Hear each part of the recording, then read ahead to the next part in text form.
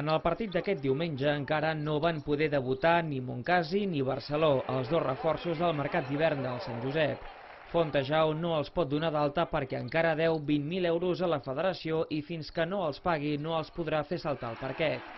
Ara, però, la federació ha concedit a Fontejau una pròrroga setmanal, renovable més o menys de divendres a divendres perquè el club faci efectiu aquest pagament i poder fer servir els dos fitxatges. Les relacions entre Josep Delgado, propietari del Girona, i de Francesc Ferroni, president del Sant Josep, haurien de permetre aquests dies desencallar l'atzucac econòmic del bàsquet.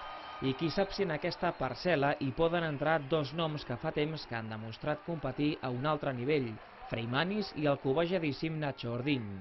Sobre l'aragonès, de fet, han arribat aquests dies ofertes a ACB, en concret de l'Alacant, que busca un base per cobrir la lesió de Rafa Freire.